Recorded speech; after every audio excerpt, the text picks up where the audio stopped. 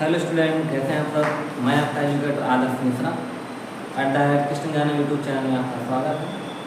आज हम आपके लिए एक छोटा सा टॉपिक लेके आए हैं, न्यूक्लिक एसिड, जो कि 11th क्लास में आपके दिया गया है और ये सिलेबस में है, इसको पढ़ना जरूरी है। इसका ज़्यादा तो नहीं दिया है, लेकिन जितना दिया है उतना हमें पढ़ना ही पड़ेगा। ये बायोमॉलिक्यूल्स का छोटा सा पार्ट है, तो वीडियो लेक्चर को ज़्यादा ना बढ़ाते हुए हम टॉपिक को स्टार्ट करते हैं।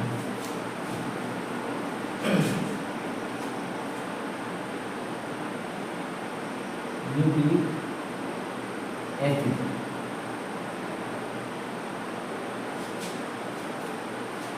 न्यूक्लिक एसिड एक बायोमॉलिक्यूल, और ये बायोमॉलिक्यूल हमारे जेनेटिक इंफॉर्मेशन को एक जगह से पेरेंट से ऑफस्प्रिंग में ले जाता है। लेकिन एक्चुअली में हम सबसे पहले जानते हैं इसकी डेफिनेशन क्या है और ये डिस्कवर कब किया गया है, इसको न्यूक्लिक एसिड कब नाम दिया गया है। तो न्यूक्लिक एसिड जो होता है ये पॉलीमर्स होता है, polymers of nucleotide, polymer of nucleotide.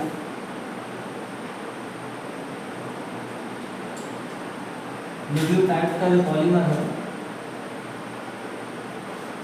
उसे कहेंगे न्यूक्लिक एसिड और न्यूक्लिक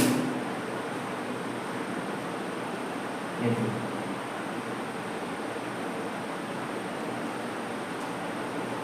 तो जो न्यूक्लिक एसिड का पॉलीमर से हम कहेंगे न्यूक्लिक एसिड। हम बात करते हैं सबसे पहले न्यूक्लिक एसिड टर्म आया था। तो न्यूक्लिक एसिड से पहले इसको नाम मिला था न्यूक्लिन। क्यों नाम मिला था? क्योंकि जो तुम्हारा न्यूक्लियस होता है उसके अंदर ये सब्सटेंस होता है, और इस सब्सटेंस को हम सबसे पहले जब नाम पढ़ते हैं बुक में, तो वहाँ पे होता है न्यूक्लिन। क्योंकि ये न्यूक्लिन जो टर्म है, फ्रेडरिक मिशन एक साइंटिस्ट थे, उन्होंने सबसे पहले न्यूक्लियस के अंदर इस सब्सटेंस को देखा, इसीलिए उन्होंने कहा है क्या, न्यूक्लिन। ठीक है, तो सबसे पहले इसको क्या टर्म मिला है? तो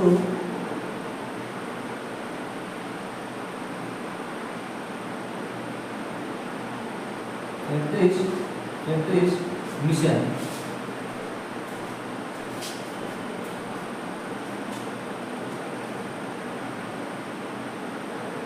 find term nuclein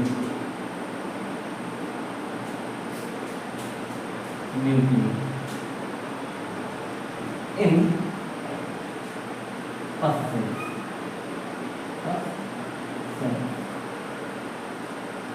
sales active tumour cells हैं, जो एबनॉर्मल जिनका फंक्शन होता है। नॉर्मल सेल जो काम करते हैं उससे जस्ट एबनॉर्मल, ये हमारे फर्स्ट सेल्स काम करते हैं। ठीक है, तो फ्रेडरिक मिशन ने सबसे पहले इसको न्यूक्लिन टर्म दिया था, किसको? Nucleic acid. इसके बाद हमारे जो दूसरे साइंटिस्ट आए, अल्टमान ने इस सब्सटेंस को स्टडी किया है, इस सब्सटेंस का केमिकल स्टडी, केमिकल नेचर पता किया है। तो Altmann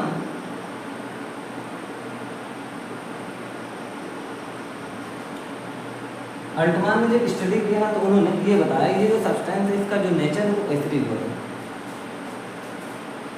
Altmann study this chemical substance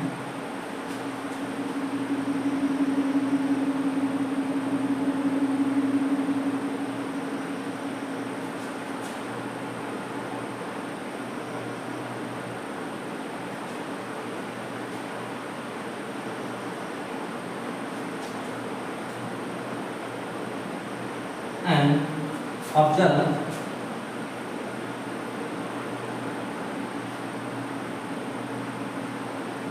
that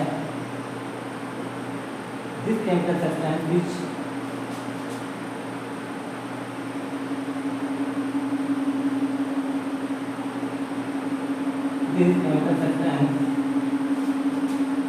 is acidic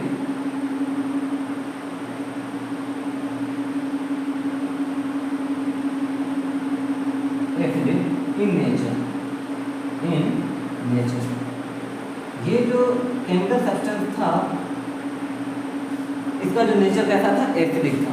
कौन सा सब्सटेंस? जो न्यूक्लियस के अंदर सबसे पहले फ्रेडरिश मिशर ने ऑब्जर्व किया था।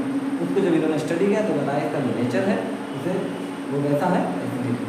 और ये इसमें जो केमिकल सब्सटेंस है इसमें कार्बन, हाइड्रोजन, नाइट्रोजन, मतलब यहाँ पे नाइट्रोजन भी पाया जा रहा था। ठीक है, इसीलिए इसको उन्होंने जो टर्म दिया है, क्या दिया था, न्यूक्लिक एसिड।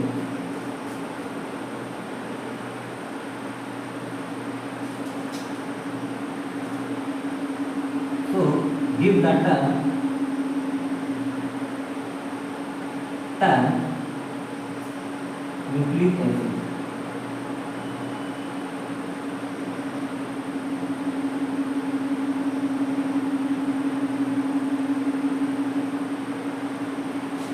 तो बात समझने के तौर पर फिर बताते हैं।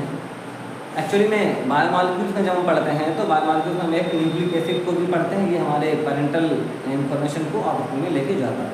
न्यूक्लिक एसिड जो होता है ये पॉलीमर्स न्यूक्लियोटाइड का होता है, और ये न्यूक्लियोटाइड अगर हम बात करें बहुत सारे जब मिलेंगे तो न्यूक्लिक एसिड बनाएंगे। लेकिन सबसे पहले स्टडी की बात करेंगे तो फ्रेडरिश मिशर उन्होंने न्यूक्लियस के अंदर एक केमिकल सब्सटेंस को ऑब्जर्व किया और उसको न्यूक्लिन नाम दिया था। और इसके बाद फिर तुम्हारे अल्टमान आए, उन्होंने इस केमिकल सब्सटेंस की स्टडी की, और स्टडी करने के बाद उन्होंने क्या बताया है कि ये बताया कि इसका जो नेचर वो एसिडिक है, और इसी कारणवश इसमें जो उन्होंने न्यूक्लिक एसिड टर्म दिया है। इसके बाद हम बात करते हैं न्यूक्लियोटाइड्स। जैसे कि यहाँ पे आया है टर्म पॉलीमर्स ऑफ न्यूक्लियोटाइड, तो हमारे मन में सवाल आता है कि न्यूक्लियोटाइड है क्या। तो न्यूक्लियोटाइड हम बताते हैं कि न्यूक्लियोटाइड है क्या और ये स्ट्रक्चर। तो जब हम न्यूक्लियोटाइड को पढ़ते हैं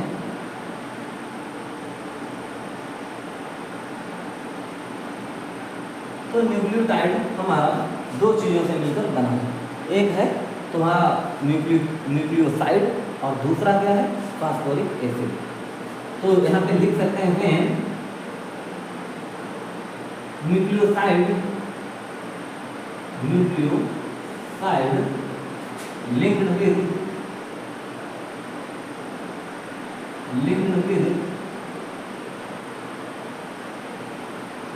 phosphoric acid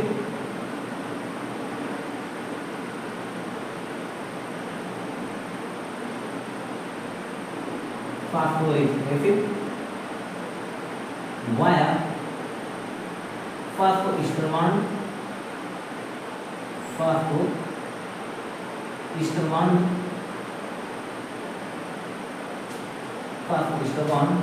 this structure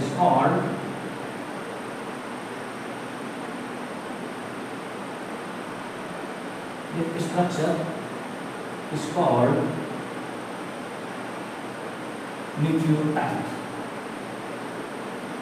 nucleotide. अगर इसके हम स्ट्रक्चर की बात करेंगे तो अब हमारा न्यूक्लियोसाइड जो है वो बताएंगे, लेकिन एक न्यूक्लियोटाइड के स्ट्रक्चर देखते हैं तो इसमें न्यूक्लियोसाइड को सबसे पहले हम देखें।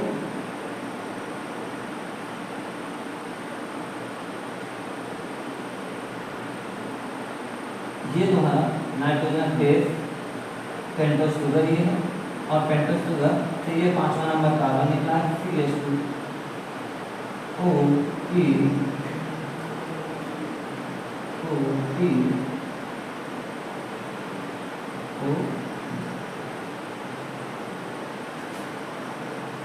तो यहाँ से हम ये तुम्हारा एक न्यूक्लियोटाइड है, यहाँ से ये नाइट्रोजन बेस है, ये पेंटोस शुगर है, और ये तुम्हारा फास्फोरिक एसिड है।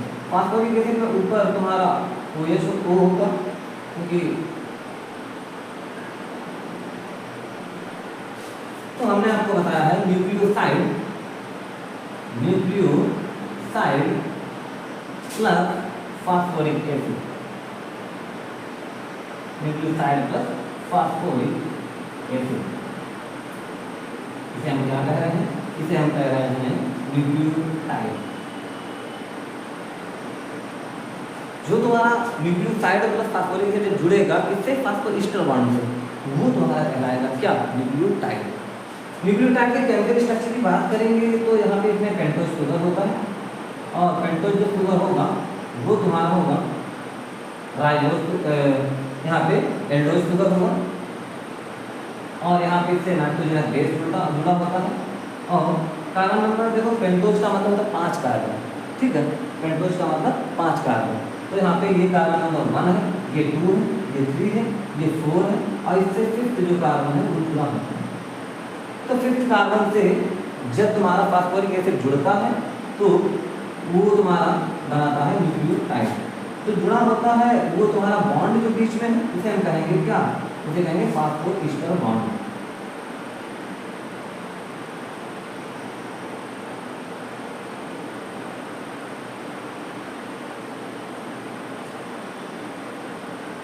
इसे हम कहेंगे फास्फोईस्टर बॉन्ड। तो एक बार अभी इसी समरी करते हैं।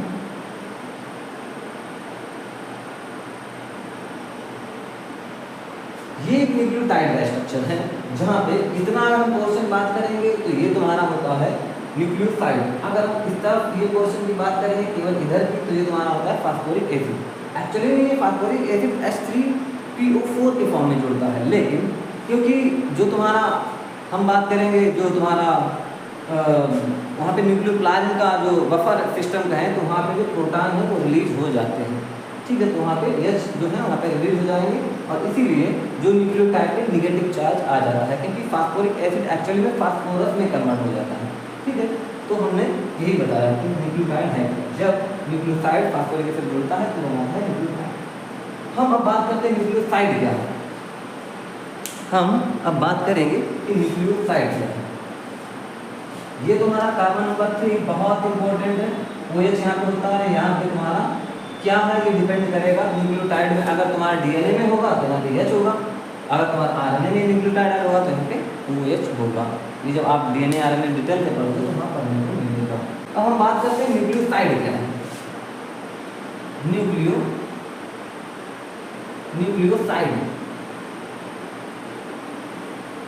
न्यूक्लियोसाइड जब दो कंपोनेंट आपस में जुड़ते हैं तो बनाता है न्यूक्लियोसाइड। कौन कौन से दो कंपोनेंट, एक तो पेंटोज शुगर और इसके बाद दूसरा जो है नाइट्रोजनस बेस। तो हम न्यूक्लियोसाइड को डिफाइन कर सकते हैं when pentose sugar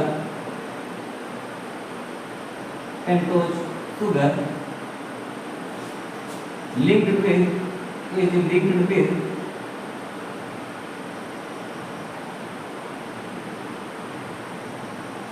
nitrogenous base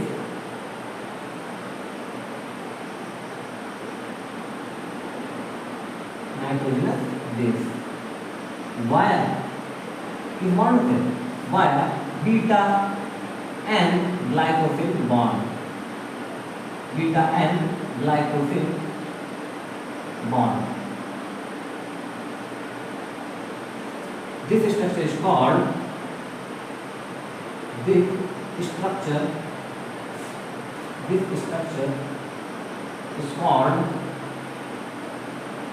nucleoside।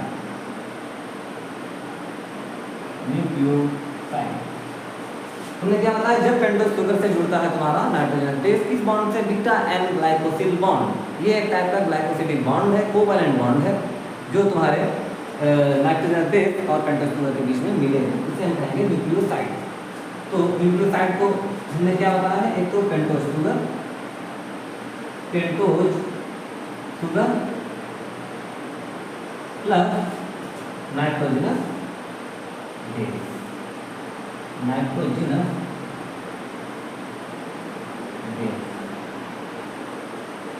Short trick में हम ऐसे याद रख सकते हैं कि अगर हम शॉर्ट ट्रिक को अपने याद करना चाहें तो ऐसे, और डेफिनेशन कोई पूछे तो हम ऐसे बता सकते हैं। इसी अगर हम केमिकल स्ट्रक्चर बनाना चाहें तो उसको भी हम बताएंगे। तो न्यूक्लियोसाइड की जो केमिकल स्ट्रक्चर है तुम्हारा होना चाहिए नाइट्रोजनस बेस।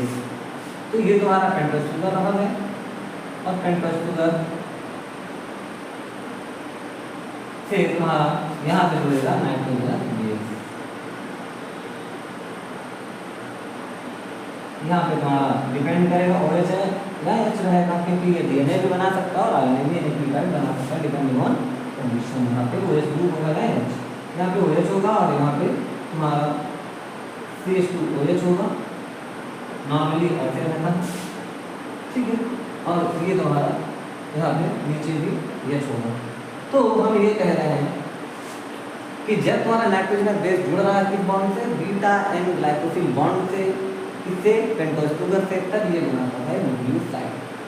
तो समरी के तौर पर हमने बताया है न्यूक्लियोटाइड, न्यूक्लिक एसिड क्या है, न्यूक्लियोटाइड क्या है और न्यूक्लियोसाइड क्या है। Nucleic acid polymers of nucleotide और न्यूक्लियोटाइड क्या है, पॉलीमर्स जो तुम्हारा यहाँ पे न्यूक्लियोसाइड प्लस फास्फोरिक एसिड, और जो तुम्हारा न्यूक्लियोसाइड की बात करेंगे तो यहाँ पे pentose sugar plus nitrogenous base. ये आज हमने आपको बताया है 3 डेफिनेशन, केमिकल स्ट्रक्चर और इनका फंक्शन क्या है, न्यूक्लिक एसिड का अपने नेचर। कल के लेक्चर में हम बात करेंगे तुम्हारे फास्फोरिक एसिड, नाइट्रोजन बेस और पेंटोज शुगर केमिकल स्ट्रक्चर को अलग अलग समझेंगे। Thank you.